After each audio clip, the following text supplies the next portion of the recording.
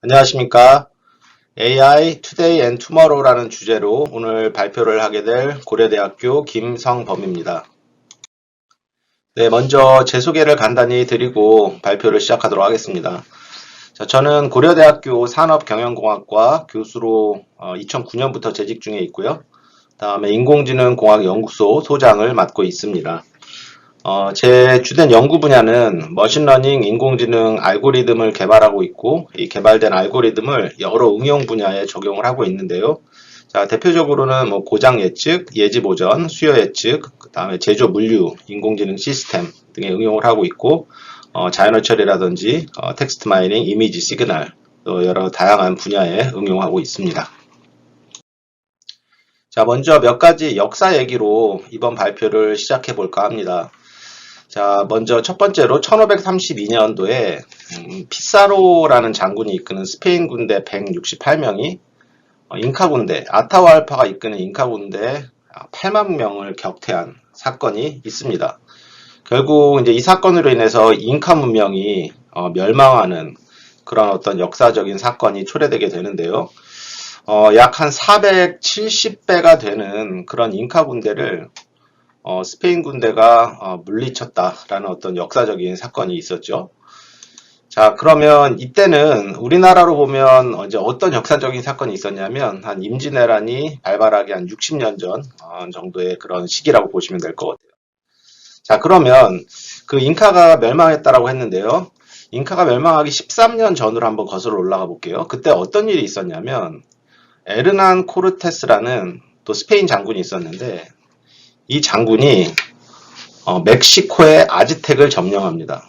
그리고 이 모든 것을 그 점령했을 때 어떤 경험 이런 것들을 문자로 기록을 해요. 자, 여기서 이제 기억을 하셔야 될 게 뭐냐면 잉카가 아까 멸망하기 13년 전인 1519년에 이미 코르테스라는 스페인 장군이 잉카 문명 위에 있는 멕시코를 점령해서 아즈텍 문명을 없애버리는데요. 이 모든 것을 문자로 기록을 하게 됩니다.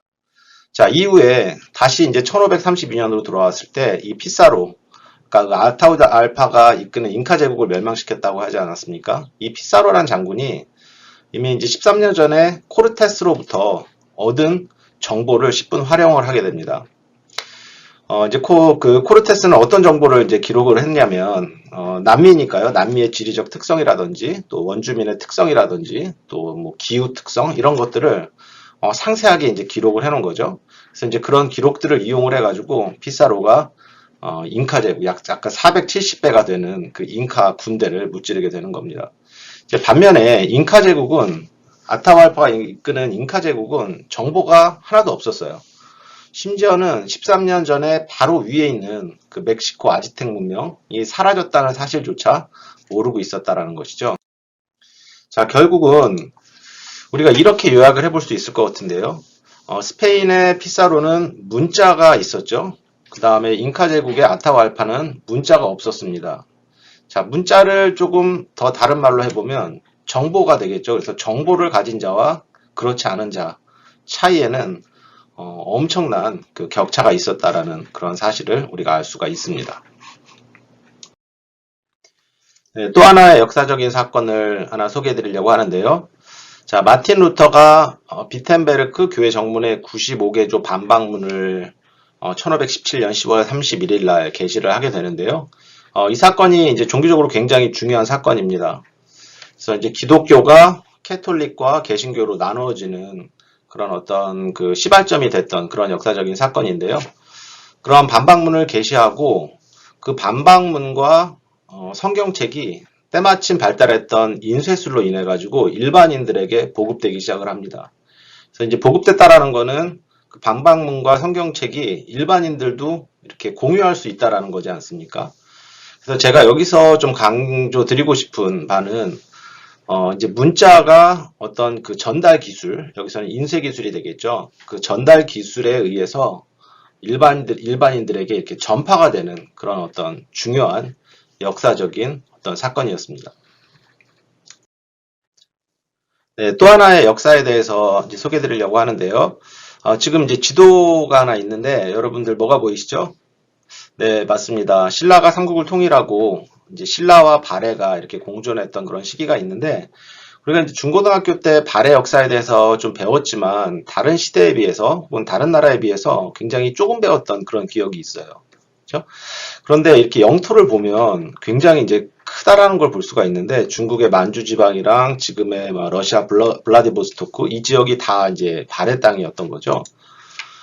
그래서 좀 비교를 하기 쉽게 우리 이제 고구려 때 굉장히 큰 영토를 우리가 차지하고 있었는데요. 고구려의 영토와 비교해서도 그렇게 뒤지지 않는 그런 굉장히 큰 영토를 갖고 있었던 그런 발해임에도 불구하고 우리는 발해에 대해서 굉장히 조금만 알고 있는 그런 실정입니다.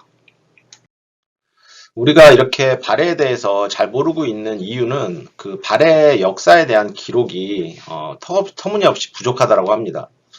삼국사기에 일부 기록이 있고요. 그나마 조선시대 정조 때 와서야 발해고라는 역사책이 편찬이 되는데, 여기서도 많은 정보가 담겨져 있지는 않다라고 합니다. 그래서 따라서 어떻게 되어 있죠? 우리가 발해에 대한 정보가 전혀 없고, 그러니까 중국에서는 지금 현재 동북 쪽에 있는 지역, 우리가 이제 발해나 고구려 이러한 지역이 중국의 역사였다라는 터무니없는 주장에 이용을 당하고 있는 거죠. 네, 제가 여태까지 한 세 가지 정도 역사적인 사건을 간단히 소개를 드렸는데요. 여기서 제가 궁극적으로 말씀드리고 싶었던 거는 뭐냐면, 이 정보 기록이 굉장히 중요하다. 그렇죠? 그래서 어떤 사건을 잘 기록하고 그거를 잘 후대에 이용을 하는 것, 이게 이제 굉장히 중요하다라는 거였죠. 그 다음에 그 전달 기술도 굉장히 중요하다라는 것. 그래서 지금 이 슬라이드에는 제가 좀 기억에 남는 문구가 있어서 한번 공유를 드리고 싶어서 갖고 와봤는데요. 기록으로 남기지 않는 것은 기억에도 남지 않는다. 그래서 역사는 되풀이된다라고 하지 않습니까? 그래서 우리가 이제 기록으로 역사를 잘 남겨놓고 좀 안 좋은 역사는 우리가 그런 역사가 되풀이되지 않도록 하는 것이 굉장히 중요할 것 같습니다. 자, 우리 인간이 이런 역사적인 기록을 할 수 있었던 계기는 문자의 발명이었습니다. 그래서 제가 여기 여러 가지 문자를 좀 보여드리고 있는데요. 이 문자가 발명되고 나서 뭔가가 우리가 했던 인간의 어떤 발자취들이 기록되게 되었던 거였죠. 또한 그 문자만 있어서 전달되는 것이 아니라 그 기록된 것들이 잘 후세에 전달될 수 있는 그 전달 기술들이 굉장히 중요하다라고 했는데요. 여기서 보시는 인쇄 기술이라든지 책자를 통해서 편지를 통해서 이런 어떤 그 전달 기술들을 통해 가지고 문자가 후세 혹은 다른 사람들에게 공유되는 것이 또한 굉장히 중요하다라고 하겠습니다. 자, 이렇듯이 우리의 어떤 역사라든지 그 다음에 우리의 어떤 활동의 발자취라든지 이런 것들이 문자로 기록되고 또 이 문자가 적절한 전달 기술로 후세에 혹은 여러 사람들에게 공유되었을 때 우리가 어떤 의미 있는 활동을 할 수 있을 것 같습니다. 자, 그러면 제가 한번 또 예를 하나 드려보고 싶은데요. 여기 이제 왼쪽 그림에 위에 손편지가 있고 아래에 이메일이 있습니다. 그 다음에 오른쪽에는 지도가 있는데요. 우리가 이제 한국에서 미국으로 편지를 보낼 때 손편지는 아무리 빨라야 한 2, 3일 정도는 걸리지 않습니까? 근데 이메일은 어떻죠? 이메일은 제가 1초 미만 이렇게 적어놨지만 거의 실시간으로 전송이 됩니다. 자, 또한 기본적으로 그 손편지는 한 사람한테만 전달이 되기 때문에 한 사람만이 읽을 수가 있는데 반해서 이메일은 어떻죠? 우리 참조 기능이 있기 때문에 수많은 사람들이 그 정보를 공유를 할 수가 있는 겁니다. 네, 그러면 기본적으로 손편지는 이제 하드카피에 해당하는 거고요. 그 다음에 이메일은 소프트카피에 해당되지 않습니까? 자, 그러면 제가 앞에 이제 몇 가지 사례를 통해서 이메일에 대한 장점을 설명을 드렸습니다. 굉장히 빠르게 전송할 수가 있고 또 한 번에 다수 여러 명에게 공유가 가능하다는 장점이 있죠. 즉 소프트 카피는 그런 장점을 갖고 있습니다. 하드 카피에 비해서. 네, 제가 이제 하드 카피하고 소프트 카피에 대해서 좀 설명을 드렸는데요. 자, 제가 그러면 이거를 이용해 가지고 요즘에 우리가 굉장히 많이 사용하고 있는 디지털 트랜스포메이션에 대해서 한번 설명을 드려보도록 하겠습니다.